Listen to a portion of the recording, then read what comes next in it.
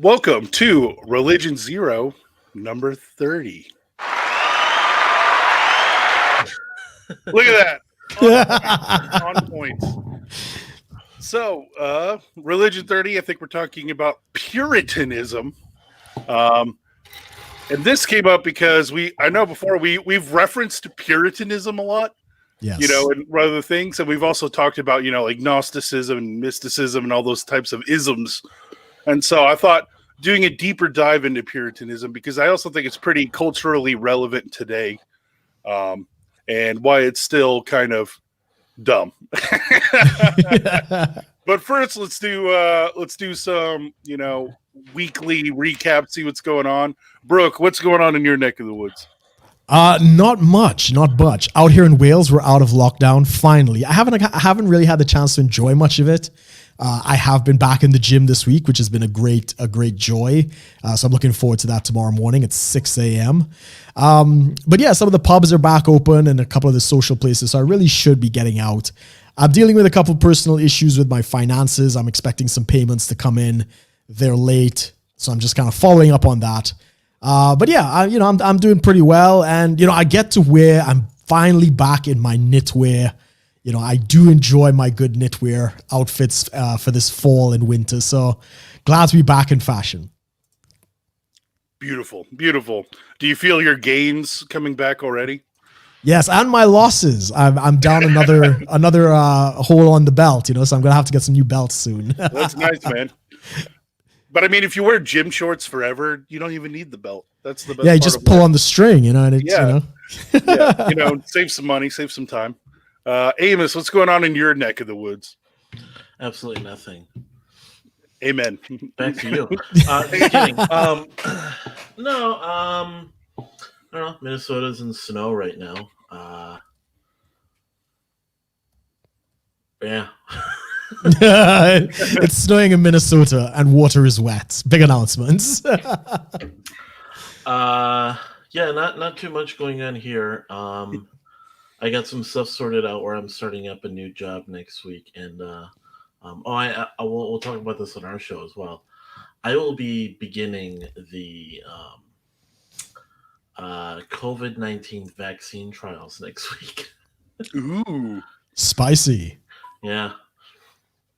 Do you have to drop your pants? Are you taking it in the ass? Wow. Sure hope not. Jeez. No, it's it looks like it's just, I think it's one shot to start and then the second shot in a month, and then there's just a lot of follow-up, making sure, I don't die, stuff like that. Yeah, they have to tell you about everything that could go wrong. Mm-hmm. So, they have I think a couple contingencies, here's how you could die. And I'm like, oh, but this is very, very rare. And I'm like, right. And they're like, and we usually catch this before it gets to this point. Okay. Beautiful. But when you're talking about it snowing, it reminded me of my favorite analogy where I was talking about two young fish are swimming and an old fish comes in and says, "How's the water?" The young fish goes, "What's water?" Right? Is that the same way it is with snow in Minnesota? You just forget snow exists because it's always there. We try to forget snow exists. Winter comes and goes, and then we're just like, all right, I wish just, perfect weather in the summer could just last forever. And then because it really sneaks up on you. One day it's 75 degrees, sunny, not a cloud in the sky. You can walk around in shorts and t-shirt, and then within a week, you're getting a winter storm warning on your phone, and you look on the radar, and there's this entire blue, on the map just coming over the state. And as soon as it comes, it's just, quarter mile, tenth of a mile visibility for the next 3 days or some shit like that. It's just crazy. Beautiful. Good man. Yeah. The I-70 line is a lot like that too, where it is radically changing all the time. So I-70 is the highway that kind of goes through the middle of America. and that Okay. attaches to Colorado and Kansas and Missouri, which is where I live most of my life in between those three. And their weather's a lot like that too. It'll be in Colorado. Sometimes it's because you're right next to the mountains. It changes so fast. It'll change in the same day. Like we went to church once and it was 65 degrees. And when church got out, it was snowing. It was literally like 2.5 hours between 65 degrees and snow. It was nuts. Right. Yeah.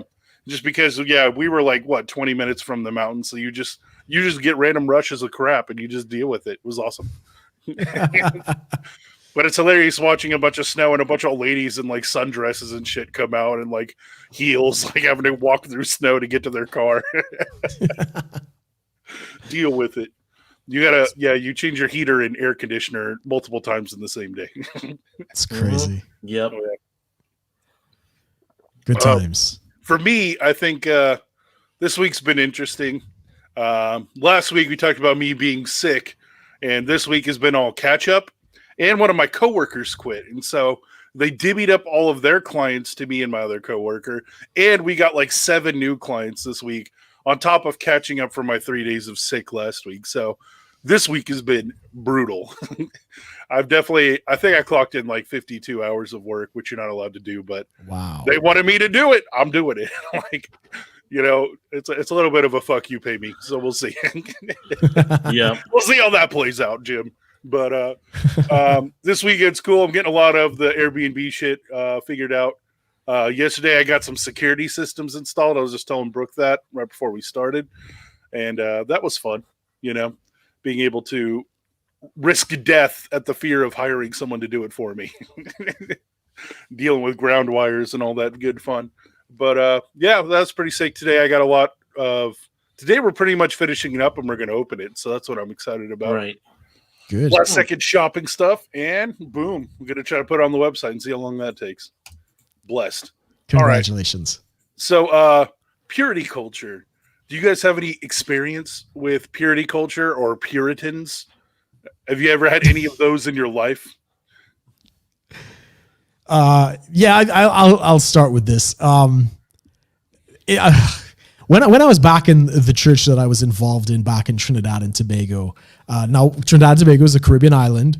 We have beaches, we actually even have small islands off the coast, and people go quote unquote down the islands.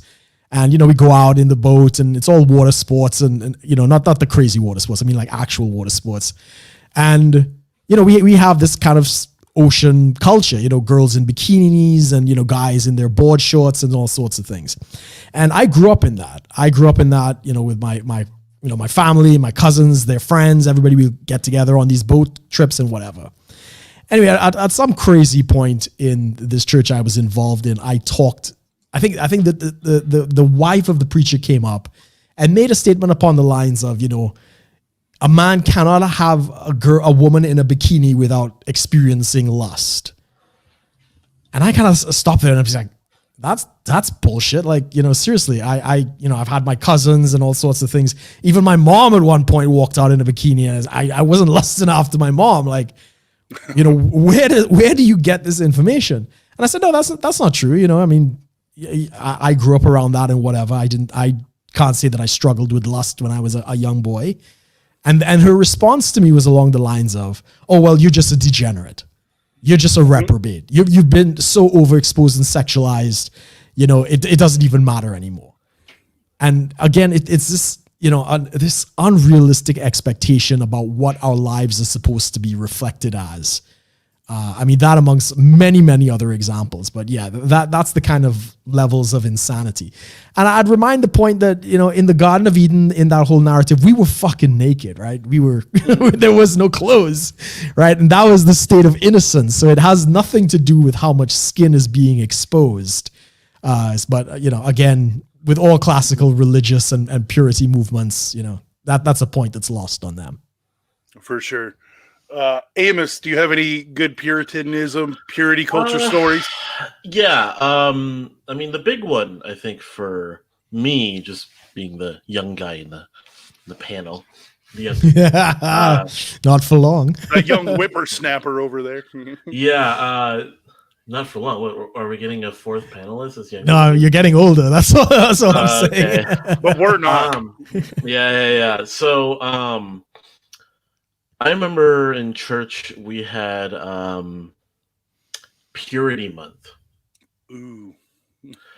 but that was more along the line. Like when they talked about that, it was so they would start with different things about talking about growing up. Like this was high school ministry, so talking about everything pretty much regarding like what a kid goes through and struggling to be pure. Um, Lust, sex, masturbating, porn, and just the whole thing. And there was this a whole month where basically they'd break up the boys and the girls, and they'd have these discussions. And I mean, they would in the beginning they kind of went in it the wrong way. Um, I would like to just for the sake of the joke, just say they're going at the wrong end. But so yeah, they talk about like basically the broadest definition of like certain like immoral sins regarding sexuality, like looking at porn is a sin, masturbating is a sin, looking at someone lustfully is a sin. It's not just about having sex, but also like they actually I would talk about like what's too far. Ooh. So like dry Because that's in humping the is a sin. Bible, right? Right, dry humping is a sin. Anything but a home run is a sin. Just everything's a sin. Blowjobs, hand jobs, dry humping, everything's a sin. Possibly even just hanging out in a very intimate setting with could be a sin too. Both of you, kids horny out of their minds are sinning just by being horny out of their minds in each other's presence. Like, because it was just like, oh, what's too far? Like, they're trying to tackle the question like we've heard about like these crazy loopholes Christians get into. Like, what was it, soaking? Oh yeah, that's a Mormon thing, right? Yeah, you stick Yeah. it in, but if there's no pumping action, it's technically not sex. Um, and then there was, of course, there was the whole evangelical, like, loophole with anal. It's Mhm. technically not sex. It's a hole, but it's not the hole. And all this stuff. And so they're Did you guys ever hear about ears? I don't know if that was real or if that was an urban legend, but that's what went around in my middle school and high school was ear sex because there's still things in there like a Q-tip, but a penis. That's the True first story. I've heard of Yeah. that. My that goodness. was a real loophole people But talking this is about. the whole thing. It was just like trying to like get kids to not by expanding the definition, essentially casting the wider net of what is sexual sin. They felt like, oh, we've addressed the question of like, all these loopholes kids have. Mhm. So we'll just say everything is, sin. Like, Yeah. just waking up. I mean, Just waking up. just waking up and having, morning wood is a sin. Essentially, not like they didn't literally say it, but that's kind of like the direction it went. And I think we had this conversation at one point, like, how like just how the church handles the whole Puritanism side eventually just goes in the direction of like people being afraid of being sexual, essentially having any sexual thoughts. Mm-hmm. Like they basically live in guilt seeing a woman. But yeah, I mean, I think that kind of is at the root of the idea of purity culture and Puritan. The idea of pure is what without blemish, like completely perfect, essentially. And really, the other way you can be perfect as a human is to like stop existing. Like be born and then blink out of existence. You're 100% pure, right? That's about as close as we're gonna get. So, that's where I think it's obvious when they start getting all these things where like the more Puritanism your thinking is, excuse me, the more like essentially you have to like live in a bubble on a COVID lockdown, right? For purity. Shut everything that's down. kind of how they your, tackle it, though. Is yeah. like with the at least the purity that I was taught was like, it's kind of in that same line of like, I mean, I've talked about this with people. Like, I don't mind wearing a mask, being safe and all this stuff in public, but that's just more of like just being, I think being practical. But whereas the church kind of is like, you need to wear a mask. You need to always have what is it? What hand was that? sanitizer, wear your gloves. Like, but they're doing that for like every part of your life. Yeah. Mm-hmm. And not like literally, but like in terms of like just like a metaphorical sense, it's like you can't be exposed to life, essentially, because life is just one big debaucherous, degenerate thing. Mm-hmm. Exactly. It's I mean, that's kind of what life is at the end of the day, right? It's a pretty dirty, ugly world. There's not really a lot of rainbows and sprinkles. So I feel like you have to physically remove yourself, or that's what they want you to do, to not deal with that. But I mean, we used to talk about like the difference between the life of John the Baptist and the life of Christ. And John the Baptist was physically dirtier, but he was more spiritually pure because he ran away to the woods, right? And a lot of people would talk about, yeah, we're supposed to idolize him. And Jesus is special. That's why he got to hang out with sinners and the public and the prostitutes and the tax collectors and the heathens. But that's because he was, God, so he could do it. But we weren't. And it's interesting. And we were actually like alluded to that when I was in some of my high school Bible college experiences, which I thought was really interesting. Have you guys ever heard anything like that we're supposed to idolize John the Baptist? I mean, that's a first for me on the John the Baptist thing. I mean, this was a point that I raised again when I was kind of in that environment. I think I may have shared this story before. One of my friends, she had her 30th birthday party back in Trinidad and Tobago, and not a Christian, but she's a friend of mine, stuff like that. I knew her very well.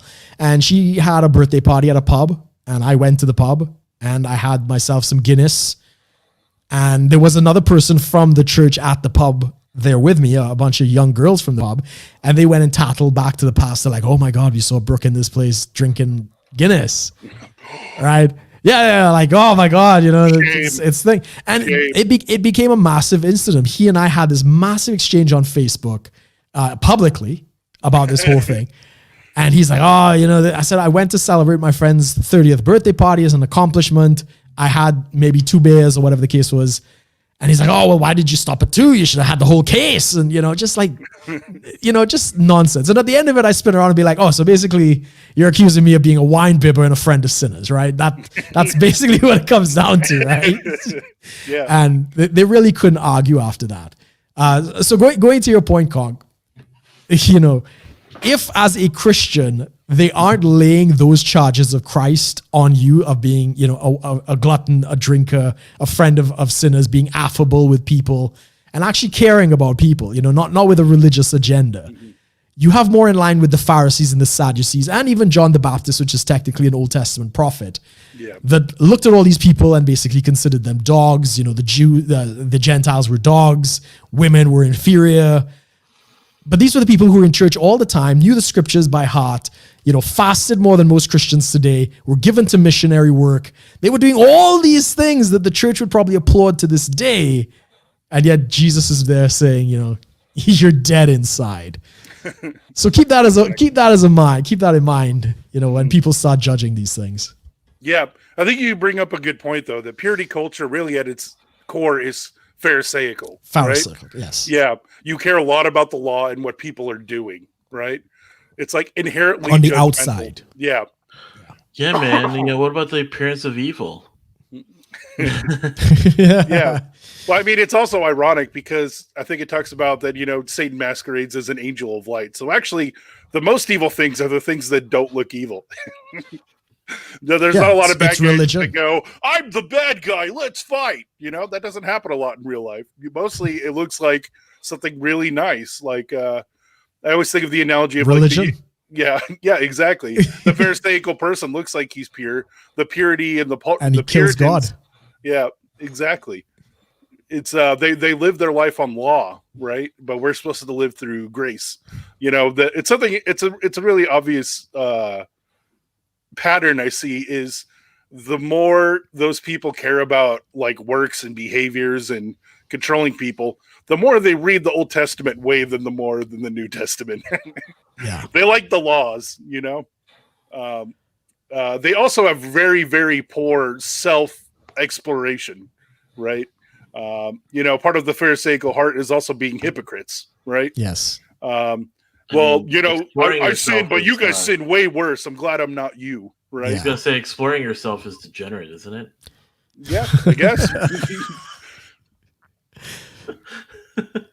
Yeah, but I kind of want to bring this all into, because I think when you talk about Pharisees, that's a good segue. The purity culture is a lot like the Pharisees, but the idea of the actual Puritans, in the 15th and 16th centuries, they were essentially Protestant Calvinists, but they were the ones, that did the Salem witch trials, and they were, most of the pilgrims that came to New England, I believe, were all Puritans, right? So that was like the root of the founding of the country before like the Declaration of Independence was Puritan culture. But they were the ones that were persecuted and had to run away, which is interesting. You'd think they'd be welcomed where they were. Oh no, yeah, they had to kill those savages, right? No. I mean, in terms of where they came from, not where they went. Yeah. So it's interesting how the Puritans ran away from the Anglicanism. Yeah. Yeah, they ran from Anglicanism and Catholicism in Europe and, England. And because, as you rightly say, the Protestant Reformation, there was a lot of stuff going on with the kings and the queens of England over Protestants and Anglicans and stuff. So they didn't trust each other. And this small group of Puritans were kind of seen as the fringe, rebels. Back then, is the Puritans were the rebels, whereas today it's the degenerates that are the rebels. Mm-hmm. I mean, yeah, I think so. And I'm going to get to that eventually. That like today in mainstream media, what is Puritanism, right? Yeah. But I still kind of want to talk about the history of Puritans. They were the ones that were the Salem witch trials. Was a famous one where they're like actively trying to find demonology and witches and witchcraft and accuse people and kill them, left and right. It was essentially like a paganism crusade, right? They're actively hunting down people. And the other big one is, and I believe it's from a novel, but it was an actual similar practice of the Scarlet Letter, right? Where you need to be publicly shamed and punished if we saw you do something that isn't according to our books of what's moral, right? Yeah. Was it the woman caught in adultery would essentially just wear like a scarlet letter A. A giant letter A on your it. chest, so everyone knows you're an adulterer and to hate you and spit on you. I mean, that just makes it easy to start your own business. Yeah. The world's oldest profession. Yeah. I mean, but the guys who make Scarlet Letters as a business, they probably had some business booming back then, right? You got to find the market, right? Yeah. And I mean, it shows the complete conflict of Puritanism is basically a form of religion, right? It's sucking down hard on the knowledge of good and evil, and you're trying to do all the good things. Huh? Yeah, sucking down really hard, practically gagging on the fruit of the knowledge of good and evil versus, the tree of life. So they're trying to go to an extreme of look at all these good things that we do. We remove, ourselves from alcohol. We have sex out of marriage. If we go on a date, there's a chaperone, and it's all of this outward appearance nonsense. But it's not addressing any of the inside stuff. So I think in the same example you talk about the Puritans coming across to the New World, I don't know how many there were, but a number of women ended up pregnant on that trip. Like a lot of them, they were cranking out some kids, and there was a little action going on, in the boats and stuff like that, which goes to show this exterior kind of facade doesn't really address any of the real issues, of the heart and these other desires and other things, which is what makes it so dangerous. So how you were talking about, Satan appears as an angel of light. Yes, the most dangerous thing on the planet is religion. Yeah. Right. That is, as we were saying, the Pharisees, they had all of the religious disciplines and stuff that many people in the church would applaud today, and they ended up killing God. Right. So that is the problem. You can justify mass murder, terrorism, all sorts of atrocities against your fellow man because of religion, and it looks good. And that is absolutely terrifying. Exactly. Yeah. And that's got to go what I was talking about before, is that most evil in the world doesn't say, I'm evil, fight me. It's usually under lots of, good, happy promise pretenses that most people do the most evil things. Like, oh, we're just trying to keep society pure, so let's kill all these women who look like sketchy, right? Correct. They might be witches. Let's publicly shame all of them, just to keep, society moral. Everybody says they'd like a moral society, but how far are you going to go to achieve that? The more you try to put in, pillars of morality and trying to control, the more people are going to try to find loopholes. Mm-hmm, exactly. And the focus becomes finding loopholes instead of. I was trying to put this joke together. More people are trying to find loopholes and finding ways to glorify God, but obviously no one is trying to find glory holes. So, okay, never mind, guys. This is the strangest Christian podcast I've heard in a long time. I wouldn't want it any other way. Views, guys.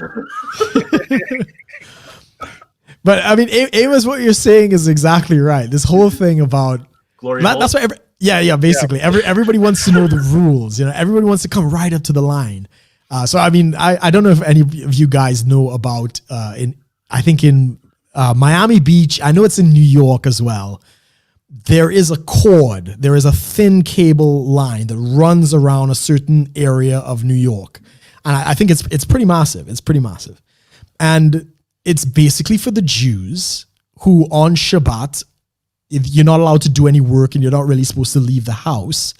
But because they want to go to the beach and they want to walk by the ocean and seaside and stuff like that, the Orthodox Jewish community came up with this idea to run this cord around the entire city. And basically, technically, it's still considered indoors. It's still considered inside. So you can technically go to all these places around the city without breaking the law. Now, this is hypocrisy. This is the nonsense that comes from religion. And in a lot of ways, this is what the Pharisees and the Sadducees did with the actual law of Moses, right? So a classic example that we still see to this day is, when the Jews write the name God, they will omit letters, or if the word Lord, they'll put a dash and stuff like that. That is a rabbinical edict to basically keep people from breaking the first commandment, about blasphemy. Don't use the Lord's name in vain. So what they did is they created fence laws, right? Basically, we're going to put extra laws in place so people can't even get close to breaking the law, right? But in doing so, they have now broken the law that says when you make an oath or a vow, do so in the name of your God. Because now they can't say the name of God, right? So these fence laws end up causing them to break the law, right? Mm-hmm. And this is the nonsense that Jesus was dealing with in his time, that there were so many of these ridiculous laws that the entire nation of Israel had been put into disobedience. They're all breaking the law because these ridiculous rules had come up, making it impossible. And that is what led to the destruction of Jerusalem, the judgment of God and stuff like that. And that is the outcome when we do this even in modern religion. Anybody who tries to keep jumping through these hoops, you're going to get burned out, frustrated, and all of these other things, because at the end of the day, it's impossible. And I think it's in the book of Romans, it speaks about, law makes the sin even exceedingly more sinful. So where there is a law, a vow, or any of these other things, the temptation to break that law and to break that vow becomes even stronger. And typically it kind of becomes more twisted, doesn't it? Like you have, yes. The puritanical idea, or I should say doctrine, and this is probably going to get us in some trouble, at least, as if we weren't in trouble as it is. The vow of celibacy for the Catholic priests. Yes. That has unfortunately warped into an entire scandal that the church has had to handle for quite a while with its altar boys and such. Instead of addressing the underlying issue of, hey, maybe we should address the fact that this Puritan idea of being celibate and being so separate from the people and detached from sort of carnal really needs and desires, we're just going to put you behind, essentially lock you off from the world, and the only access to people is these kids. Nothing will go wrong. And even, I mean, and then of course, like, I've heard also, like, that's the thing. What's interesting is, you guys know what the rectory is in churches, Catholic churches? No, I'm not. So the rectory is typically like a home for the priest. Oh, right. Okay, fair enough. Yeah, it's usually near the church. So I remember growing up, there was like jokes because the town I grew up in had a Catholic church, over 100 years old. They had a rectory next to it, and the joke was like, oh yeah, that's where all the priests and the nuns go. Ooh. Yeah, and then I thought, oh, that's funny. But then, like, as I grew up and learned more, I was like, oh, we don't hear about that. you hear about this other thing over here, and like, it's kind of the same thing. Is like the even among evangelicals and of course the rest of just American Protestantism is like this. They'll sit there and they'll point at the Catholic Church. Oh, look at the Catholic Church. They get into all this trouble, and then you turn around and you look at these churches where like the pastor is sleeping with, all the wives or something, or or the other pastor's wife, or or the male pastors with the other male pastor. You get all this stuff because the Puritan idea just gets pushed so hard. Mm-hmm. What was it?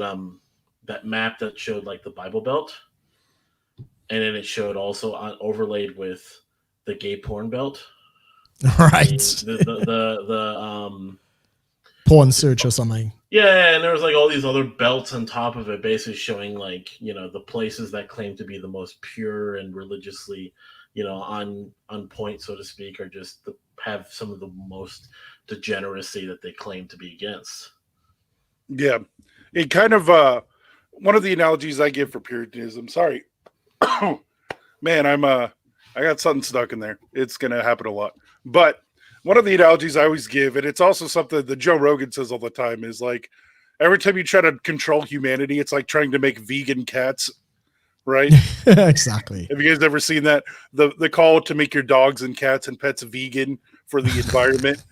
And they're trying to make the environment more pure, but the problem is you're trying to control nature that it wasn't intended to, so right? Cats and dogs start to die. Yeah, they get sick. They start acting weird. It affects their brain development because you're essentially trying to put a behavior cage on something that wasn't supposed to be caged, right? Correct. And I think it's funny because before, Brooke, you're talking about fence laws to try to protect them. The first thing I thought of, have you ever seen a Shabbat phone? A Shabbat phone? No, I haven't. It's a type of phone that a lot of the Orthodox people that still follow the Sabbath, it's a type of phone that's not a phone, but it's a phone because somebody declared that pushing buttons on the phone is work. Yes. So you have to find ways around it. And they create phones specifically for people who follow the Sabbath to use on like Friday night to Saturday night. Yeah. And a lot of them involve like gears or buttons, or you push them with your mouth and a pencil. Because that's not work. I mean, wouldn't the touch screen just be the perfect loophole then? Like a touch phone would just, because you're not actually, there's no work involved. It's just a surface. Yeah. I mean, that's the modern equivalent. He's talking about before that time of cell phones and stuff. Oh they had. So you had the landline and the home phone. And so sometimes it would be a whole different phone you have to use, and it has special buttons and like gears and little like pencils you have to use to push to get around the rule that you're not allowed to dial on the Sabbath. And now they also had like coverage you put over a main phone to change it into a Sabbathly pure one. So I thought that was hilarious because you're literally calling someone, right? You're just you just can't do it by pushing dial tone buttons because that's work. I see.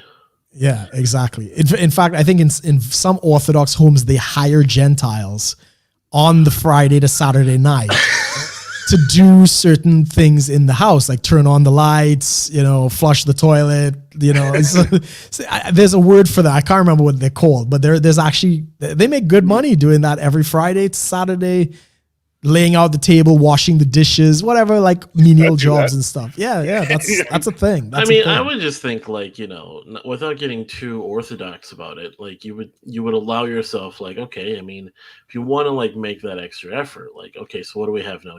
We have dishwashers, like the machines. Yeah. So you just load the dish you can't lift anything.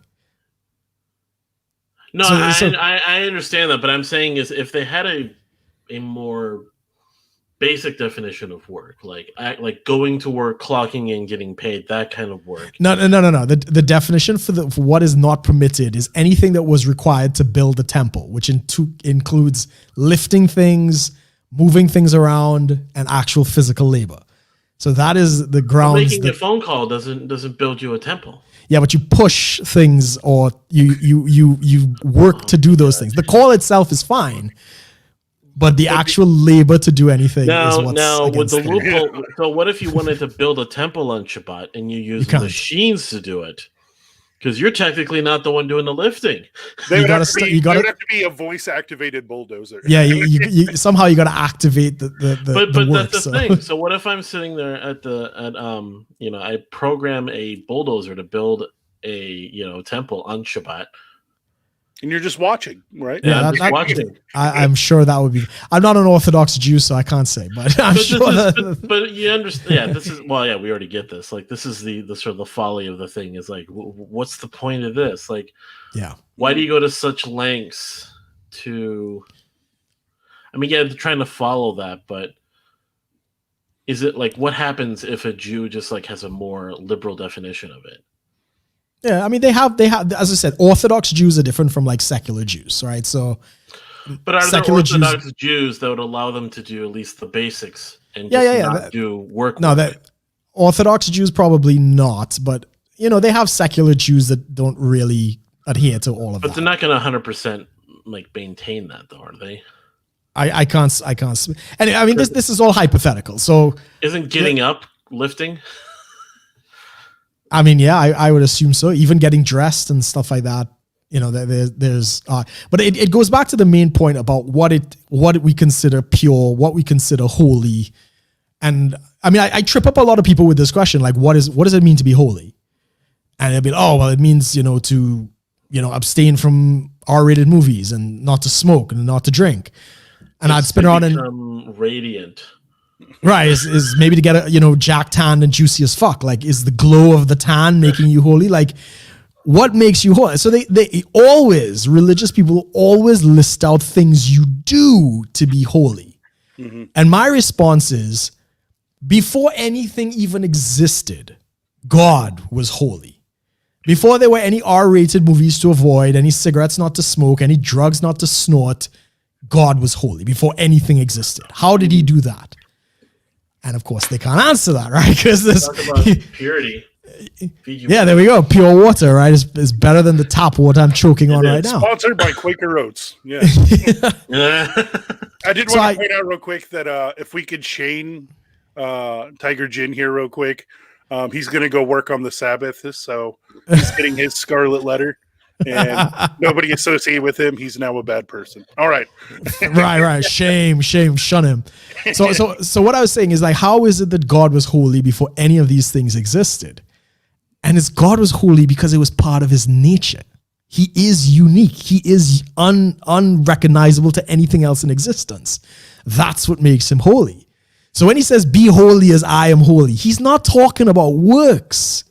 He's talking about being the unique creation that you were made to be. Like, be yourself. Shine as you. That is how you're holy. It's not about what you watch, eat, snort, or whatever. But, the religious will never see that. They always got to go back to works. Mm-hmm. Exactly. And I think that's where it kind of all comes back to is We call it the degeneracy of purity culture. And it's like the super irony that the more pure you try to force yourself and others to be, usually the more debauchery it becomes, right? Correct. And I think that's something a lot of people, don't realize, that the more you try to force yourself into this box or force others into this box, which is even worse, right? Because you're going to start swinging hands, at anybody you think is sliding you on your morality scale for the day, right? That's actually the more debauchery behavior in nature. And I think it all kind of comes back to vegan cats, right? We're trying to live as if those things, don't exist. Kind of like Amos is saying, if it's a sin to have morning wood, where is any personal decision in that? Yeah, exactly. Maybe I should eat more soy. Like, So it's my fault I ate too much meat. Somewhat serious question: is there like an anti-Viagra? Probably hormone transitioning. Some kind of soy, some estrogen boosting. I was something. Gonna say, well, is it like, because technically Viagra is a blood thinner, so is there like a blood thickener? Something that like Viagra boosts the nitrogen oxide in the blood, which is what makes the vessels expand and the blood rushes in. So anything that kills the nitrates would be an anti-Viagra in that sense.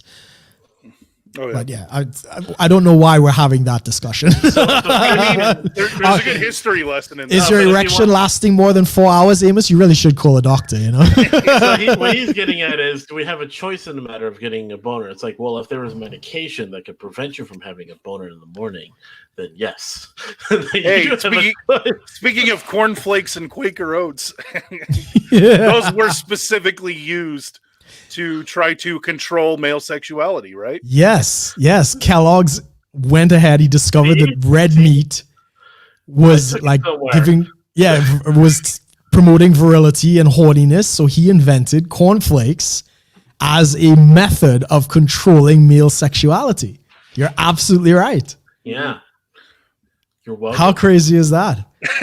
And now the vegan propaganda is out there basically saying that if you eat red meat, you're going to go impotent. You're going to not be able to perform. Never mind thousands of years of human evolution kind of speaking to the contrary.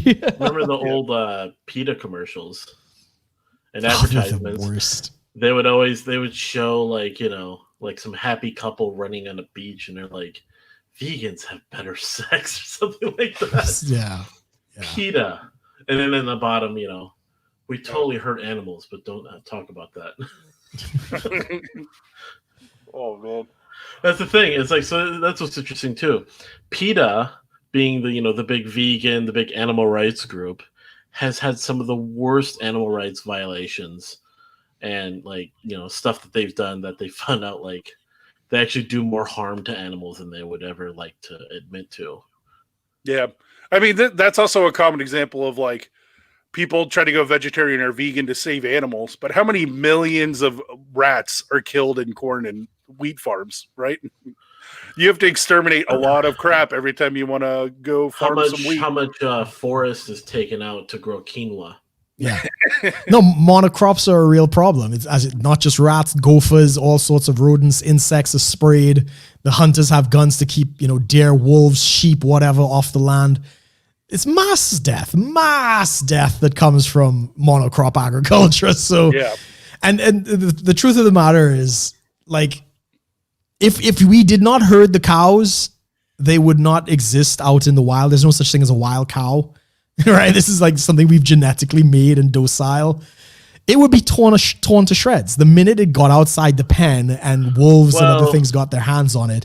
It would die a violent, gruesome death outside in the wild. You ever seen wild cows? There are no wild cows. I've seen some pictures of what happens if cows are let into the wild. What happens within a couple generations?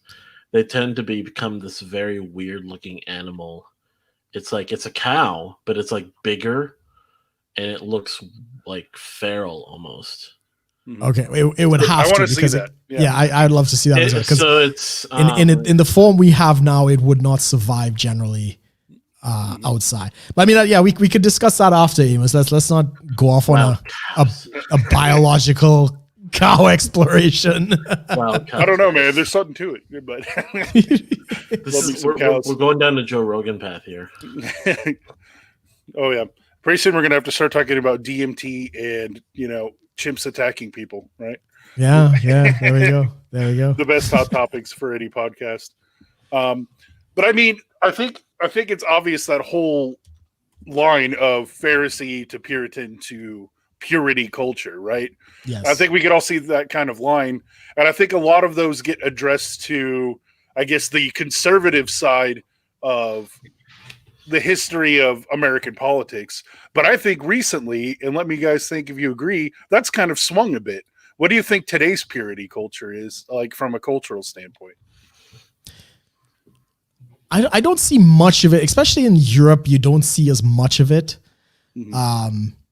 I mean, to be honest, I'm not in a lot of Christian communities out here, so I'm probably not the best person to ask what they're currently on. But it used to be things like music. It used to be things like video games, movies. I don't think any of that holds up anymore. I have even gay marriage, even though, Christians are not particularly fond of the idea of gay marriage, they're very libertarian about it. Like, okay, well, as long as you're not, I don't have to take it up the ass. You could kind of do what you want sort of thing. Wow. So I don't know. I mean, I'm kind of out of touch. I don't know if any of you guys are kind of know anybody who's still kind of fighting those battles. I don't see it, especially in Europe. It's kind of post-Christian age. We don't see any of it. Yeah. Well, yeah, I think that's part of the point, though, is I think a lot of the purity culture today is no longer from right-leaning Christians. It's kind of from the other side, right? Yeah. Oh, fair enough. Yes. I mean, yeah, the rise of progressive Christianity in terms of the political sense. Right. Okay. I see what you're saying. Progressivism among Christians is one thing, but then when it can be, you have the whole progressive Christian movement where it's like essentially Christians have to vote for a certain person. They have to agree with certain policies. They have to have these views to the point that there's almost like because we people have talked about how the radical left is almost religious, and it's in the way you have your original sin of what is it, being white, being white, American, straight, being male, straight, all those things. That's like the original sin. So your group identity is an original sin. Then the Puritan sort of thing is like to constantly cleanse and confess your sins. Penance. Penance. Yeah, essentially never being totally pure. You have to constantly do these things. There's rituals. There's all this stuff. Yeah, I mean, it is a form of purity culture that doesn't stand up to any kind of biblical scrutiny, right? Mm-hmm. Because we had Rahab the harlot included in the lineage of Jesus, right? So God is obviously not as concerned about this as we think he is. Yeah. I'm trying to think that's the main one. And I know, and how any sense of, that old Puritanism that we were talking about is definitely not there as much, because even that church that I talked about that I went to with the whole Purity Month for kids, sounds so weird. They kind of changed their view on that, and they said we learned, basically just had the revelation, we should approach this from the standpoint of grace. You are pure because of grace. You're not pure because of what you do. And they said, oh, and they actually found out they yielded better results of kids living more free lives. And, it wasn't sitting there as there you are, a 16-year-old sitting in your room after school. And what's running through your mind is not being a kid. What's running through your mind is don't masturbate. And what do you want to do? Yeah. As a 16-year-old boy in his room all by himself with raging teenage hormones from hell. Exactly. It's you're not gonna that's not how you're gonna get purity through kids. You're gonna teach them about the freedom. You're gonna teach them about grace. You can teach them how they're loved and accepted, by God. to then embrace the identity, like, oh, this is my life. Mhm. That they're not going to sit there and just, what's right here? Don't masturbate. Don't think about that chick. Don't talk to her. Don't send her messages. Don't look at her messages. Don't look at her Facebook. Don't look at her Instagram. Don't look at her Snapchat. Oh no! Definitely don't look at her OnlyFans. Yeah. I mean, if that's the road, but I definitely see the political side of Christianity. We don't have progressive Christianity so much in the US, in the UK, as probably you guys have it. But we're seeing that more and more, where people are pulling up tweets and clips from 10, 20 years ago. They're talking about movies like Gone with the Wind and other things like that. And because, there's a black stereotypical servant woman, it's racist and we need to burn it all down. And, the founding fathers had slaves, we got to tear them down, sort of thing. Yeah, that's religion. That's definitely a form of Puritanism on, I guess, the political left. Yeah. I don't think you see it much in the church, though. I might be wrong, but yeah. Well, it depends on how woke your church is, I guess. Point. The woke church point, and I think one of the most obvious instances of this, and I'm pretty sure you guys covered it in 10K Rum last week, but there's a certain 3-letter leftist politician that wants to make a scarlet letter for people on the opposite side, right? They kind of want people on a list. Oh, the Trump Accountability Project, yeah, from the crazy lady, Yeah, how is that not literally like a scarlet letter, right? You want to identify and publicly proclaim all the people who disagree with you, and therefore they are immoral, and everyone needs to know that, right? I mean, the modern day indulgence is basically, buying up all the signs, the memorabilia, the stuff, giving money to the fringe organizations that aren't just about what's in the name of their group, but also like all the other ancillary stuff that might not even, have any real positive change. It's just like, if you, in order to, handle your white guilt, you need to donate to the Democratic Party. You need to donate to not to make it political in that sense, but that's kind of like the equivalent. If you want to give money to a political party, fine. There's no problem with that, but it's like it becomes the indulgence of it. It's like a virtue signal. It's look at me. Right. Like there's nothing wrong with giving money to a church, but it's when you give money to the church with the intention of like some forgiveness of sins, some sort of, less time in purgatory, essentially. That's the difference, because that was really what it came down to with the indulgences. I believe it was giving with the intention of something to be given back, instead of just, hey, freely giving. Mm-hmm. You go to church, you like what they're doing, you like the message, you have community, you have people there. You want to give money to them, fine. But if you're going to give money because the pastor says, because he's doing some like old school prosperity gospel stuff, that's where it becomes almost like an indulgence. Mm-hmm. Yeah. Same thing goes for like the more political progressive Christianity side. Like, we're going to donate to all these things, because white guilt.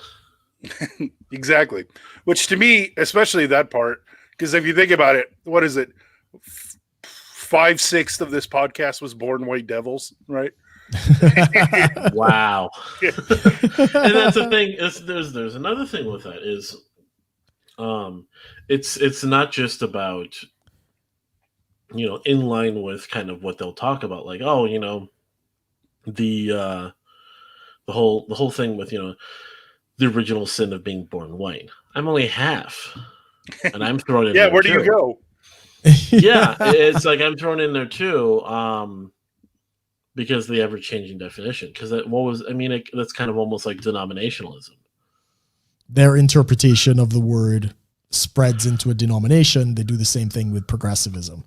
Yeah, there's essentially the denomination that believes, if I just look white, I'm white. So essentially, then that starts to include, Jews and half whites and so on and so forth. So yeah, who's the real racist in that interaction, right? If you don't look Asian enough, obviously me. Yeah. Yeah. Come on, baby. I was born this way. Obviously, my parents.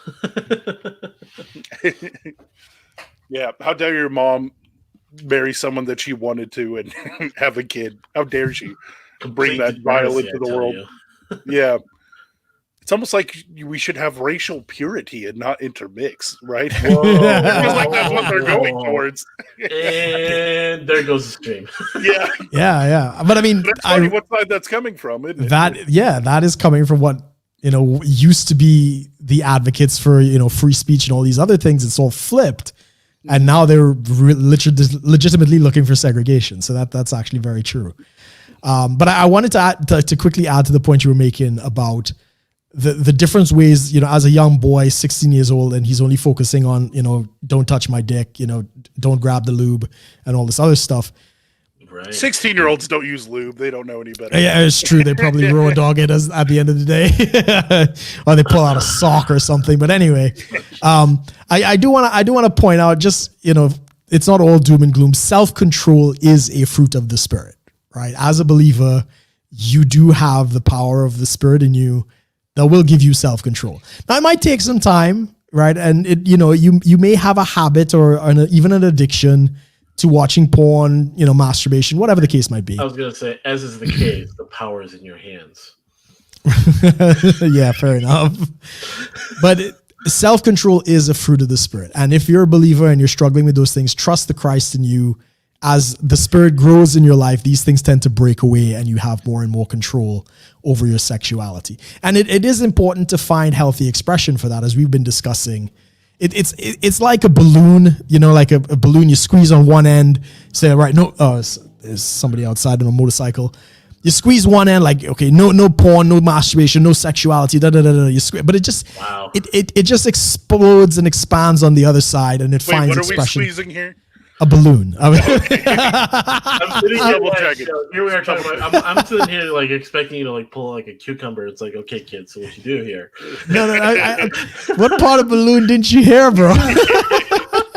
It's just the hand motions, and we're talking about. Yeah, it's like, Yeah, is it this balloon or is it this balloon or is it? We're exploding, and we're Yeah. gripping tighter. And it's like, oh geez. Don't let it go. Chafing going on. Yeah. Well, that's devolved horribly, but awesome. But yeah, I mean, I think it's super obvious, at least to me, that like, yeah, the establishment or the cathedral, as some people like to say, has completely flipped. You know what I mean? Before it used to be, the purity culture was Harry Potter's the devil, Dungeons and Dragons is the devil, and now it's you're the devil, right? Yes. Right. And so now they're trying to police people for their mere existence, not to mention like also adding in their idea of what's morally pure in what you have to believe or not believe, right? And you get the scarlet letter, you get canceled. I think canceling is a lot like Salem witch trials, right? Yes. You if enough people yell at you and say you're evil, then I guess you're evil and we gotta axe you, right? Yeah, pretty much. And it is a frightening prospect, going forward, if this ideology goes unchecked. And the more and more we kind of rely on technology, like Conk, you were talking about your Airbnb. Some people don't have a car, they use Uber and all these other different types of things. But if we get to a point in society where ownership of any of these things is completely taken out of our hands, there's tremendous power in cancel culture where the powers that be could exclude you from even living a normal life. Mm-hmm. So that is the concern, where if this adjoins with political power and influence, where it can go. Yeah, I think that's also super obvious. Like, to use a more specific example, have you ever noticed how many apps and websites use your Facebook login to log in? Yeah. So if you lose that, you lose not just your Facebook, you lose dozens access of to other everything. access. Yeah. Not to mention they're trying to make a crypto, right? It's Facebook crypto. Yeah, anytime I try to deactivate my Facebook and I go to other apps, it's like, wait, we can't access your Facebook. We can't let you use this app now. Yeah. Like, dang it. So much for Tinder. Yeah. I was gonna say, I was like, since we're talking about purity and it's kind of the new doctrine almost, like never, like, if you guys seen some of those more, I guess, boomer tier kind of memes, people posting about like essentially like demons or spirits because you're like degenerate and stuff. Like they started attributing behaviors to demons and such like that. Like, you know, if you masturbate, there's like a masturbation demon. If you're looking at porn, there's probably like a porn demon. Right. If you're having like a wet dream, that there's a demon. And then you mentioned Dungeons and Dragons, and then I was like, oh yeah, look, succubuses, guys. Shame. But that's like the thing is like we're essentially like we're attributing all this stuff to like being pure to the point that's like we're giving so much more power to things that by like trying to resist certain things, we give those things more power in our lives. When it's like the angle of just being free to live your life tends to be easier. Like if you're not sitting there like racked with guilt over being pure. That was the one thing that I remember from the church that I went to, and even kids that went to that church that kind of had to break away from that theology was like, and this is just like a weird thing. It's very few people will like. We're kind of the last of that group that would, you know, of kids that would deal with that, which was you know, having this very unhealthy view of sexuality. Yeah. You know, you're trying to live your life. You're going through your day, and you see a woman, and it's like almost instinctually you have a sense of guilt for having any thought about a person. Yeah. And yeah, and we're kind of like the last of that. And you try to explain that to people, like how like your mind like almost rewires to kind of work around things and try to figure it out, and like which leads to, of course, the things we talked about earlier on, like, you know, soaking, and people do anal as a loophole, and people do these other things, and that actually becomes more dangerous, or, you know, they get into more degeneracy rather than less. Kind of the whole thing, what is with pastors' kids that end up becoming like drug addicts. Yeah. The one that's expected to be the most pure, surprisingly, is by their own definition the least pure. Yeah. So, awesome. I've also noticed, like talking about controlling sexuality and Puritanism, the Puritans were really big on controlling everyone's sex, right? Yes. But the elites still were kind of had their own hands-on ministry on the side, right? But I think I've noticed today that it's mostly just trying to control men's sexuality. Have you guys noticed that? The idea of toxic masculinity. Well, some of the fringes of these like more left-leaning sort of progressive side of just progressivism in general, obviously more radical, more fringe ideas. This isn't in the mainstream, at least I hope not yet. Please no. Is the idea of like, you know, because the original sin of being straight white male, you can't like you shouldn't have kids. Like white families having kids is white supremacy, apparently. Well, everything is nowadays. So yeah, exactly. It's like everything, you know, everything I don't like is Nazis. But it becomes this thing like, yeah, controlling sex to that level. Mm-hmm.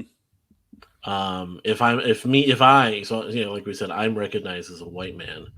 If I were attracted to an Asian woman and someone didn't know that I was half Asian, I'm a racist now. You're fetishizing. It's like, no, I'm attracted. Yeah. You know?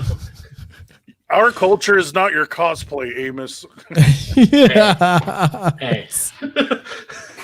No, I'm just kidding. I've never done cosplay, but yeah, that's the thing. It's like, and then of course, like if I'm going, if I want to wear a costume, that's, you know, that's racist and stuff. It's like, I was about to say, when you said cosplay, I just immediately thought of priests. Like there's that whole, because that's almost a kind of a Puritanism, like a symbol of being pure, isn't it? Like the whole priest outfit that they wear.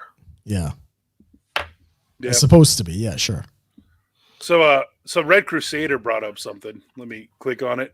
He was asking about, do we have any examples of hypocritical purists in the mainstream media. And every time I see that, my first thing I think of is Ted Haggard, right? Right. I'm thinking Jimmy Swaggart.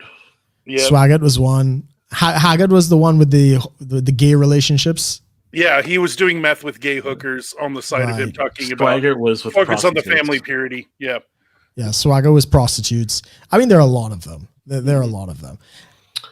Many a pastor has ended up with adulterous affairs and A whole bunch of Catholic priests. yeah, a whole bunch of Catholic priests fiddling with young boys. And I mean, it's not unique to the church. Yes, these things exist outside the church, but there tends to be a higher percentage of it, like per capita, because of these religious stigmas and not having healthy expressions of sexuality, especially in the Catholic Church. We could talk about, I mean, we could mention, so if we're talking outside of the church, male feminism. Right. The hypocrisy of, like, you know, respect women, and then they tend to have these, like, ridiculously high values and traits of being abusive and manipulative. yeah. Not to mention their fedoras. Ugh. The fedora itself is already hypocritical. Yeah, the fedora should now be registered as a hate symbol by the Southern Poverty Law Center. Locally, I was going to say locally, we have a guy that actually went full King David, and he slept with the married receptionist and then killed her husband. So, Wow. Well, would vote by, King by, David. sending, by sending him to war or something, or No, he shot him, I think, but Woo. Spicy. I mean, at least King David, like, had the power to send someone to war, so he didn't have to do it himself. just Yeah. be clear in that. Like, use your resources. Did he like preach like some sort of, you know, holy war message, like you need to go to Afghanistan and fight the bad guys, and then And then you enlist him. and then he enlisted, and then he got killed over there. Like that'd be a little closer. Just Yeah. I mean, but yeah, That's I thought it was crazy. very interesting. And everyone's like, "Wow, he's a horrible person." And I'm like, "Yeah, he's pretty biblical, actually. If you read David." I mean, that was the point that I was going to make on this. heck, that guy should run for president then. Yeah. I mean, Free will.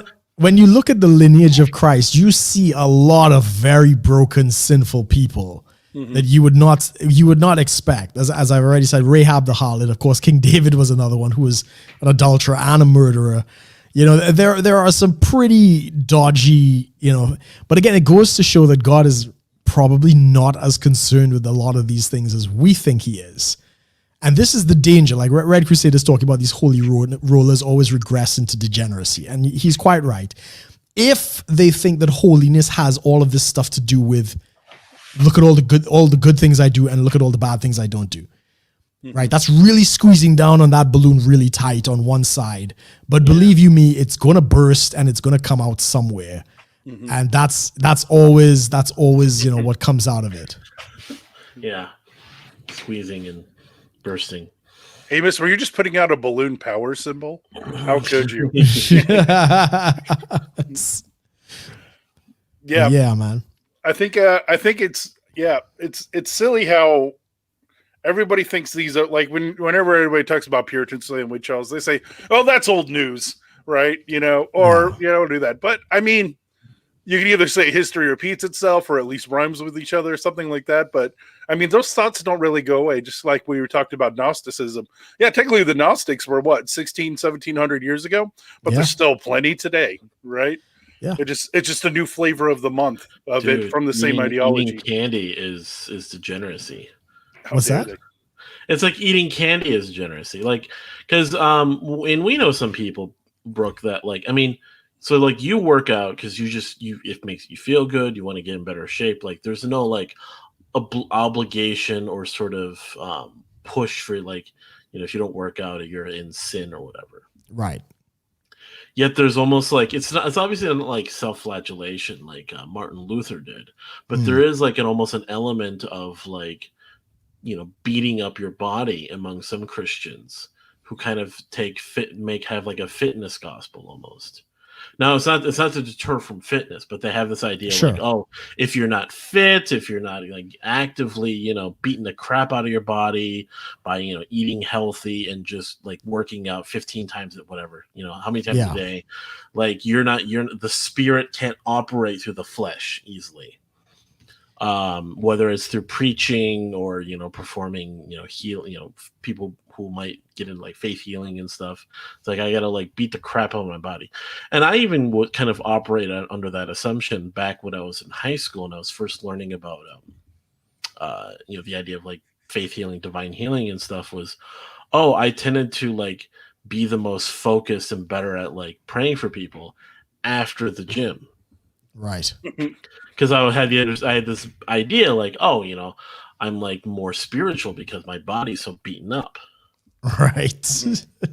You had some swolly prayers. Yeah. But it's like that was the belief, and then by essentially confirmation bias to a degree, self-fulfilling prophecies, that's kind of how it played out for me, at least. Yeah. But then when eventually like what I just kind of realized like, no, it doesn't really matter. Like we encountered people who were not doing that. They were just like, on the spot, like, did you go, like, what do you like, when is that going to be part of the questioning? Like, okay, we're going to go out and pray people. So who worked out today? Like, who did their basically like, self-flagellation light, so to speak, like to, be ready bicep, to go out tricep supersets. Exactly. Pray for Jesus, pray for people. It's like the Guido pump, yeah. But we know some people, Brooke, that are like, granted they're in better shape, they're healthier and stuff, which is all great. But the sort of the motivation of like, to subdue the flesh and so the spirit can move and all this stuff. Yes. I mean, if that's the understanding, then I mean, like, skinny little midgets should be the most spiritual people because there's so little flesh to do. There's less flesh. Actually, that's an offensive word now. You're not allowed to say skinny. So this channel's never getting monetized. Simply by mass and density, like it's just Mm-hmm. I mean, this is of course it's not new in the church either. Like probably after the church fathers, they had the desert fathers of the church, which was basically the same kind of aesthetic where they tried to get away from the city and get away from everyone. They went out into the desert and, they just read the Bible, they prayed and they, starved. And then they'd go up on poles. They'd have the pole fathers, right? So they'll cut these trees down, they'll stick it in the ground, they'll climb up. And my pole is taller than your pole because I'm closer to God. And this is like actual church history. This is the nonsense that's going on. The complete opposite of Christ, right? Christ did none of that. He didn't run from people at all. He didn't run from sinners at all. And it just shows when you get that religious bug in your head and you get the wrong perception of holiness and purity and all these other things, you're going to end up you're going to go crazy. There's just no avoiding it. You are going to go crazy. And that was never God's plan for us. We're supposed to be affable. We're supposed to be connecting with people. Sin is not God's kryptonite, as some people might think. It's not like, oh my God, I can't deal with it. No, that's not the way He wanted us to live. But yeah, church history is full of that kind of nonsense. Yeah, I do think it's interesting. It's a little bit of a segue. It's something I also thought of too. That's ironic about purity and Puritan thinking is if you're both Calvinist and caring about the works of your morality, aren't those like diametrically opposed? That's a tough one. Yeah. If we're predestined in a specific way and we can only change our lives through force from Christ, then technically, if everything is predestined in that way, isn't all of our morality also predestined? Yeah, exactly. I mean, if you're of the elect, then does degeneracy really matter? But then nobody really knows that in Calvinism. Well, and I'm just saying, it's like, what if you could know, and you're just like, well, I guess I could do all the sinning I want. I'm the elect after all. Like I'm going to go anyways. Yeah, I know a couple atheists, like present atheists, that were Calvinists before, and they thought that they were part of the elect and stuff like that. And they say it to this day, like, according to Calvinist theology, even though I'm an atheist, I should go to heaven. And Calvinism has a lot of problems, but that's a whole show perseverance of unto the saints itself. ain't looking so hot right now. Then Yeah. once saved, always saved. Yeah. But again, taking it out of context, right? The elect were the elect of Judah, right? They were the Jews, and you read about it in the book of Revelations, right? So it has nothing to do with Christians today. It was God selecting the people who would not die in the judgment of Jerusalem. So, Calvin has anyway, that's a whole other show. You could have a whole bunch of fun with all those numbers and such. The 144,000. Oh yeah. And I mean, Jehovah's even that Witnesses take that really far. Yeah, they take it literally when it's probably symbolic. But they were virgins, right? So they're Jews and they're virgins. So anyway, you can see all the problems that come out of that. So the witch they were burning at the stake. If they were a virgin, though, would they still go to heaven? Who knows? I think Red Crusader brings up something interesting when you were talking about the poles. And he said, so Tower of Babel level pole building. I think Tower of Babel is actually super relevant to this because it has a lot to do with the like the I always think of like the original meaning of left and right, of like where right was admitting that hierarchies exist and just manage it the best you can, but the left was we should dismantle all hierarchies and then socially forcefully control those hierarchies, right? From social construction. You're talking left in general. Or you're talking like just the original idea of what left and right meant. Like I was thinking of like the old meaning of the word sinister meant left-handed, which is really messed up because I'm left-handed. That's very sinister. Exactly. So. Because and that's another thing. I don't know if that was almost like a Puritan idea of being left-handed meant you were like the devil.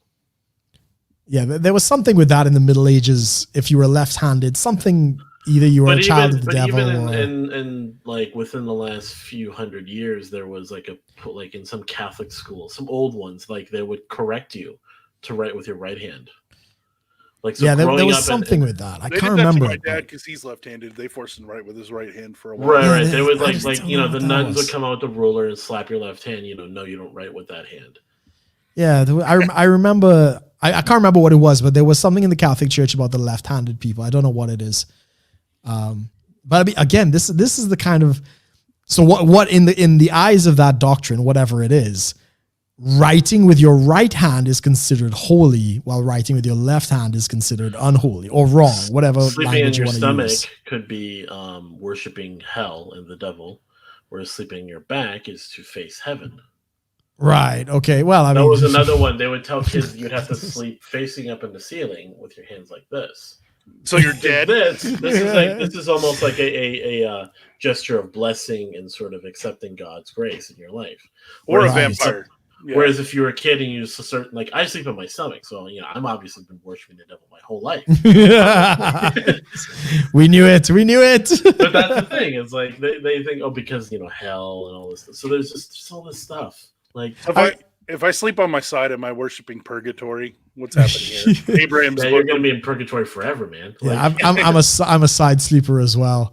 But I mean, this is the nonsense, right? Because even and the Catholic Church, when it comes to sexuality, has some very, very bizarre things.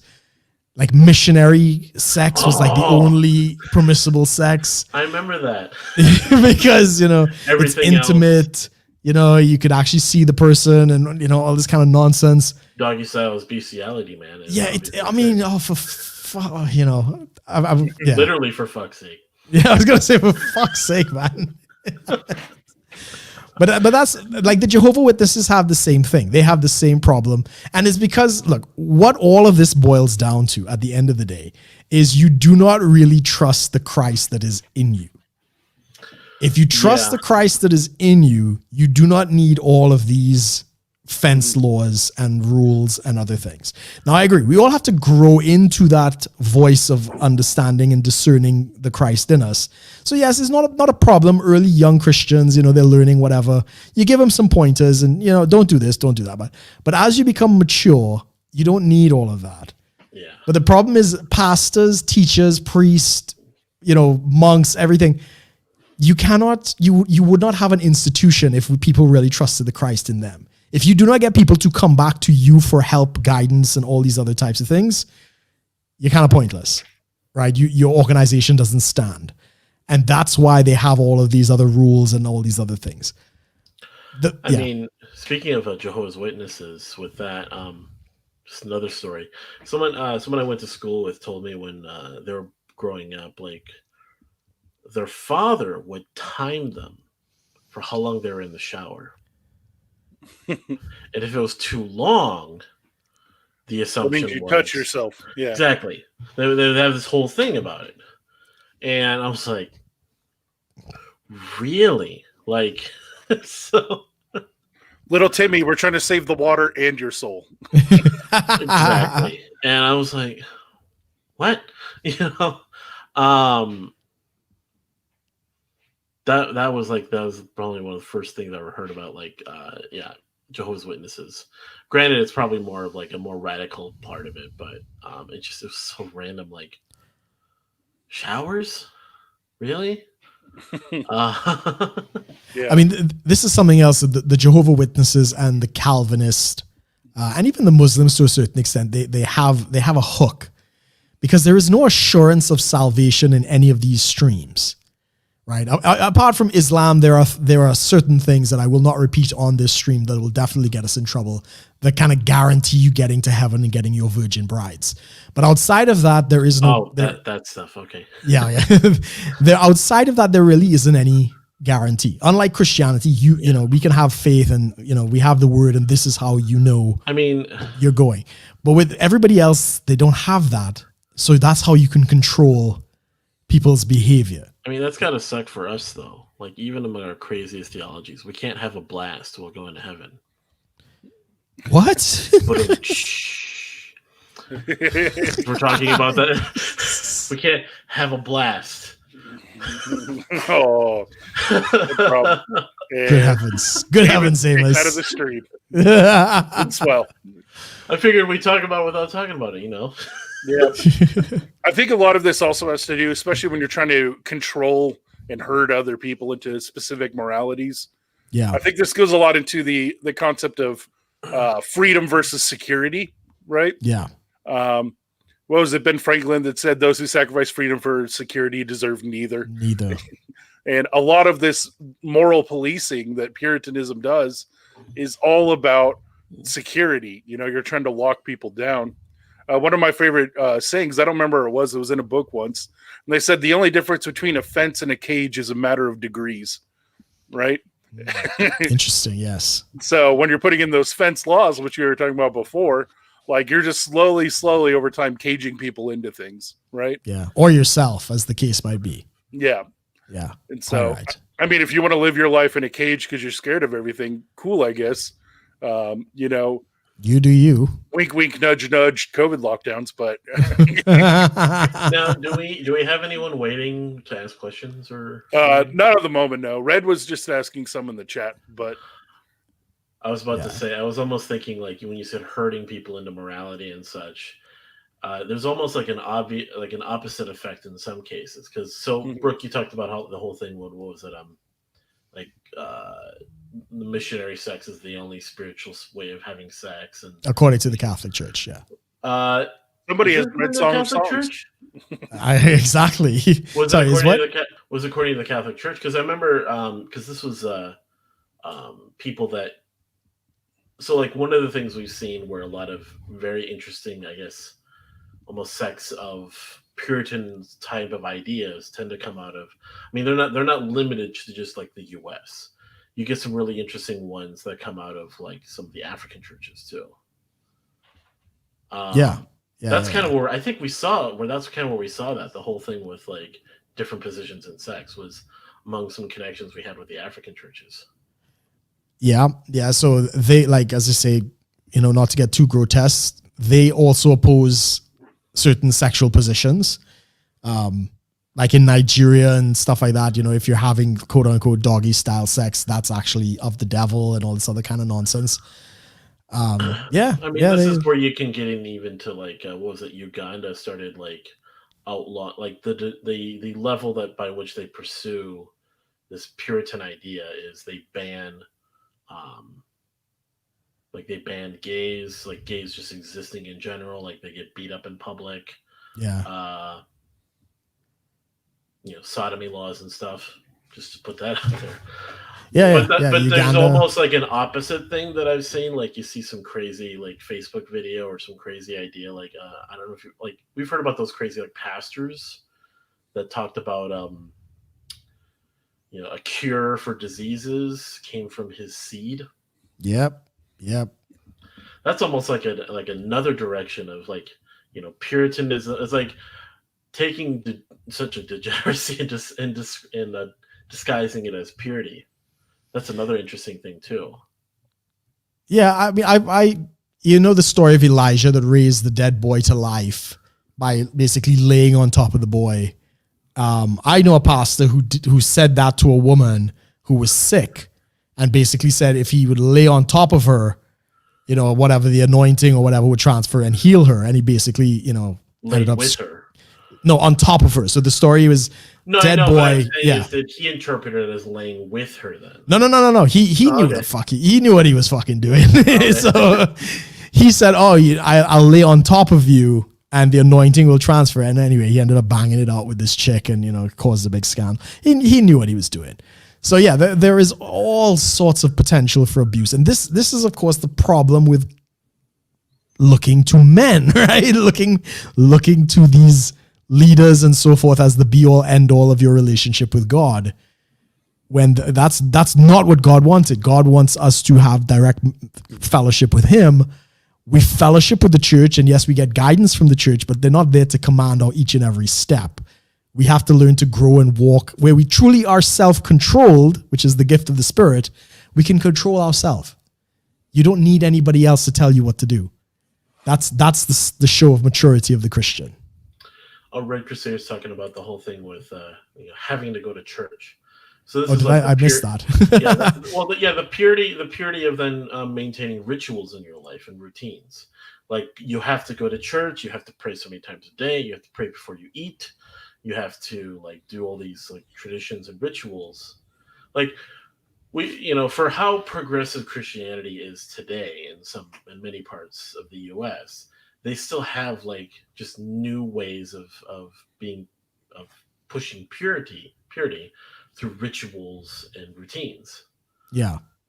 I mean, I have nothing against rituals and routine when we see them for what they are. Yeah, when there's meaning that you derive from it, and there's almost a fulfillment you can get. Like, okay, I need I was going to get to that. Is like the times that I've been like, I grew up like seeing a real difference between Catholic churches and like evangelical sort of American evangelical churches, and I was like, man, Catholic church is boring to me at that time.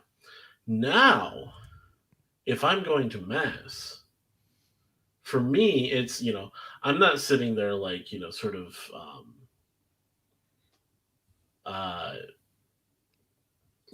talked about how I'm like more agnostic when it comes to this, but I'll go there, I'll follow along with the whole thing, show my respect for what they're doing, and within that, take my time of sort of meditation and contemplation within all of it, and actually use it to my benefit. Sure. Because I choose to do that.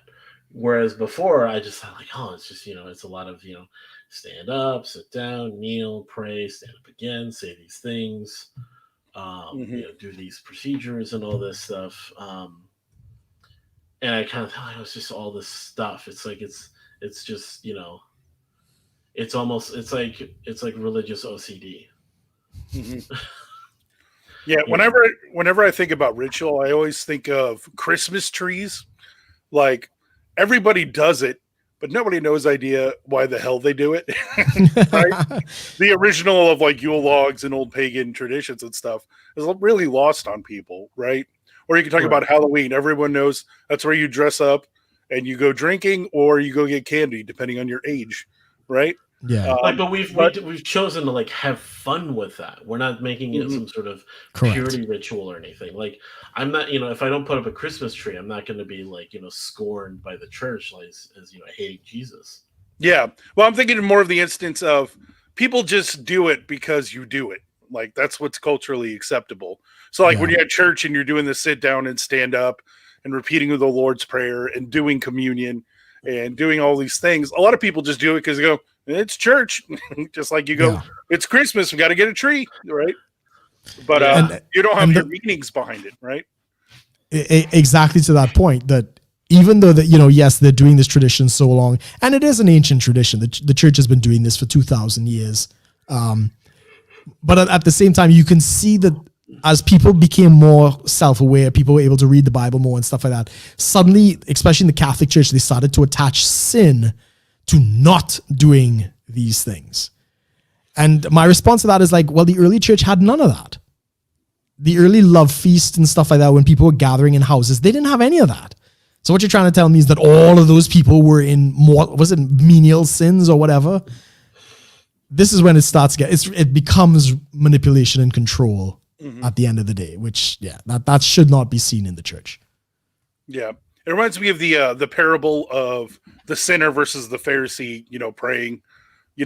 Jesus said, go pray in your closet sincerely instead of doing repetitive prayers out in public to look super special and holy, even if they're empty. Yeah, right. Exactly.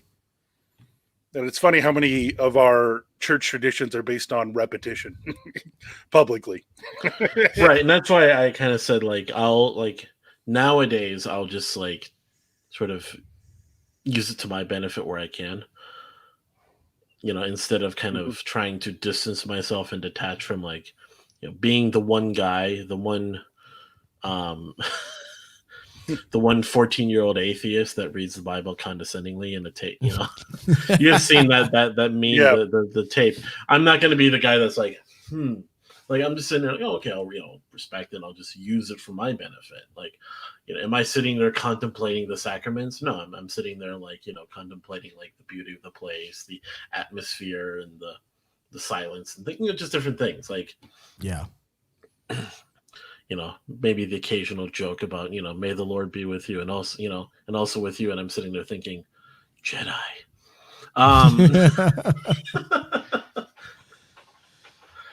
But I was trying to look up a podcast I listened to a year ago, and it was hilarious. It was literally two atheists read the Bible from beginning to end, and they'll read one chapter at a time for an episode. But it's really interesting the stuff they bring up, because they already admitted they're atheists, they don't believe any of it, but they ask some really interesting questions about when were angels created in the Genesis story and all of these other kind of things, and how are those relationships with humans. So sometimes it's actually kind of a breath of fresh air to listen to them and ask all of the questions that don't, we already have kind of that church indoctrination of our head where we already have all the assumptions of what everything means. I'm like, Genesis 1's about this, Genesis 2's about this. But, they're reading it with literally no prerequisite information, right? Yeah. And so I actually found that probably one of my favorite podcasts of all time. I'll have to look it up and put it in the show notes. But yeah, definitely. Do we want to wrap up with some final thoughts then, since we're right at our time? Yes, Amos. Please tell me your final thoughts. Your final thoughts, Amos. Oh, man. Put me in Open that big brain. Yeah. Especially with my hair out now. Final thoughts. Have all the sex. No. Especially during COVID. Purity for your face is mask. Purity is such a mess that I definitely can feel for a lot of people who deal with it in all its different forms. And there's that balance where the words degenerate and purity sort of are kind of seen as this two ends of a spectrum, and you can just put it wherever you want, and instead of kind of finding the balance. And really what it comes down to is not that there's no degenerate things, but that it's more when people are talking about these things, they're usually talking about things that aren't, most of the time it's just stupid. So there should be more of a balance to having the conversation about being pure or being away from degeneracy, because what one person might consider pure is what another person might consider degenerate. whatever a couple does in their bedroom to express their love for each other, and in biblical sense, as Christ has shown his love for the church, shouldn't be viewed on a purity degeneracy scale if their heart is in the right place to show and love and respect each other and express their love. Now, is that, now however people do that, I'm more libertarian to just do what you want. So people are sitting there trying to govern that instead of just what's been people's hearts.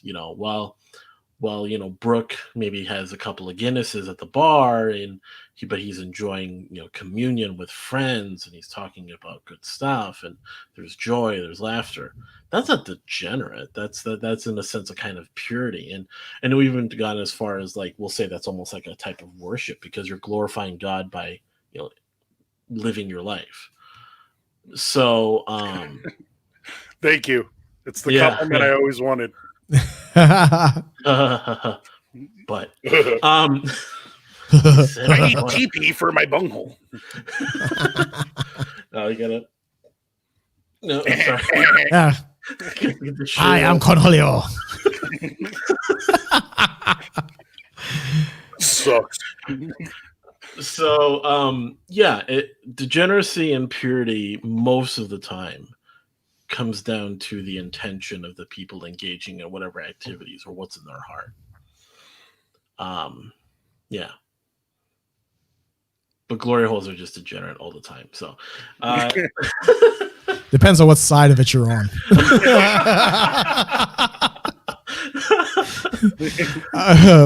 Final thoughts would be, I think people misunderstand holiness, purity, righteousness, and all of these things. All of these things are given to us by Christ. So none of those have anything to do with what you do. They're all gifts of the Spirit. They're all gifts of inheritance through Christ. We access those things by faith. And the more we put faith in those things, the more we'll manifest those things within our life. So those people running around saying that we're just sinners saved by grace, no, we're not. He didn't just leave us as sinners. He's actually redeemed humanity. He's come out with one new man. He's done away with the Jew, the Gentile, and the law. He nailed it to the cross, and he came forth as one new man. We're a new humanity.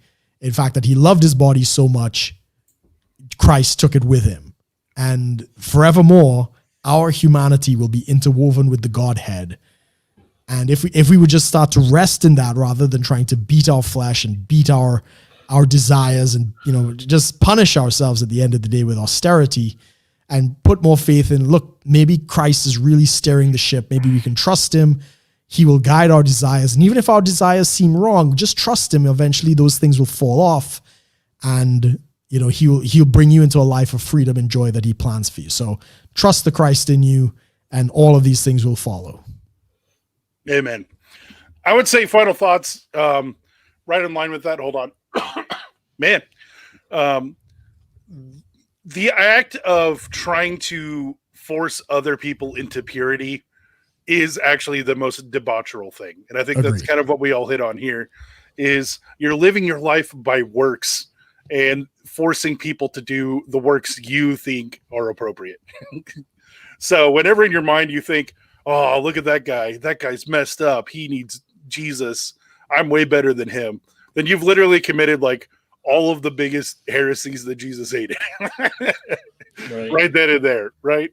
And like you guys are saying, purity comes from Christ. It doesn't come from yourself. And you're not going to force anyone to do that. The more you try to control people, the more horrible your life and everyone else's is going to be. So with that, anarchy, no rulers, screw them. Govern yourself. Don't worry about other people. Everybody like, comment, subscribe, yada, yada, all of that stuff. Share with your friends. Try to trigger your tradcons and your leftists alike. We hate all of them here. No. Wow. Okay. But on that note, we are signing off. Have a good one, everybody.